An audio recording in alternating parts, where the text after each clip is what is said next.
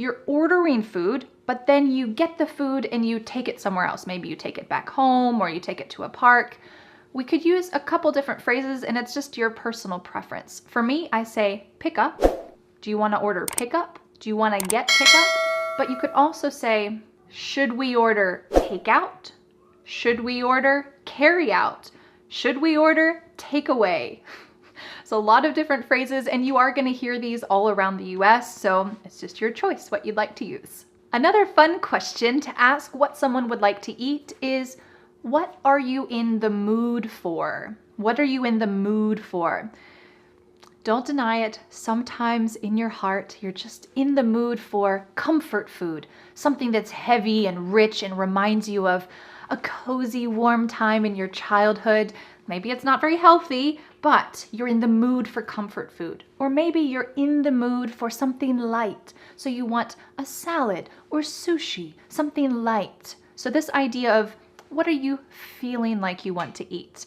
But we often reduce this question, and instead of saying, what are you in the mood for? We might say, what you in the mood for?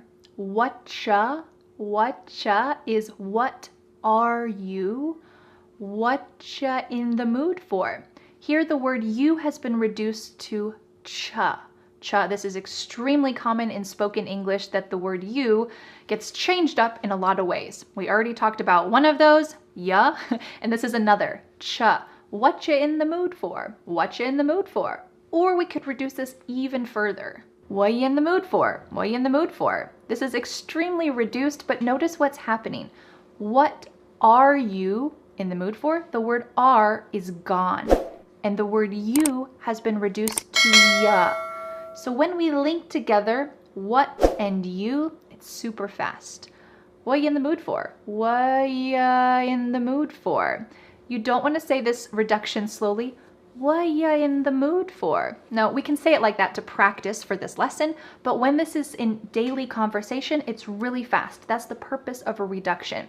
So do you think you could say this with me really fast? What you in the mood for? What you in the mood for? What you in the mood for? Great. All right, let's talk about some common answers to these questions so that you can be prepared and ready. When someone asks you, what are you in the mood for? You might say, let's order in. How about some option? How about pizza? Let's order in. This is another phrase for talking about bringing the food back to your house. You don't want to get all ready and then go to the restaurant, or maybe you don't feel comfortable doing that. So you might just say, let's order in. How about pizza? This expression, how about, is a great way to give a suggestion. This is excellent in professional situations. Hey, how about if we try this marketing plan? Or it's great for informal situations to give a suggestion about something you want to eat. How about pizza? What do you think about that? Sometimes this question is reduced and it sounds like this. How about pizza? How about pizza?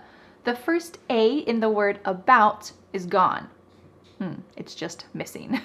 So we say, how about pizza? Can you say that reduction quickly with me? How about pizza? How about pizza? Great. Or you could say, I'm feeling tacos. Does that sound good? So you're giving your opinion. You'd like to eat tacos, but you also want to know what the other person wants. So you use a great question. Does that sound good? But we often reduce this a lot. So let's take a look at the first reduction. You might say, I'm feeling, cutting off that G, I'm feeling tacos. How's that sound? How's that sound? Instead of how does that sound, you can say, how's that sound? How's that sound? Can you say that quickly with me?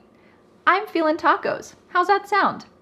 I'm feeling tacos. How's that sound? Great. We can also reduce it and switch it up a little bit.